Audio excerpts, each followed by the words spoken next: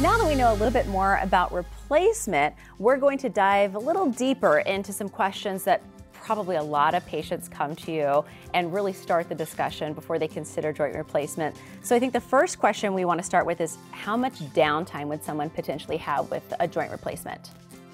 So a knee or a hip replacement generally takes an hour and a half in the operating room. Patients will have that surgery early in the morning or middle of the day. Within hours after surgery, they're up and walking, moving around. So many surgeries today are ambulatory, which means the patient can go home the same day of surgery. For patients who don't go home the same day of surgery, it's a very short hospital stay. They're usually going home the next day or a day after.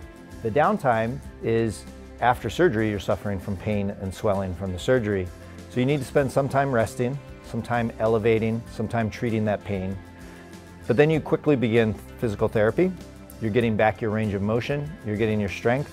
I would say within 2 to 3 weeks, you require no assistive device, you're back to driving, you're getting yourself to your physician's appointments. Somewhere around 6 weeks, you're back to many of your activities, although you're still getting better week by week.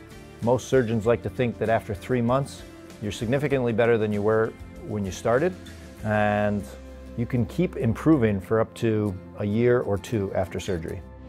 This sounds a lot different than I think a lot of people probably think of joint replacement, right? Because before, years ago, it was that long recovery time, right? Like you needed to plan this and plan for a long recovery, right?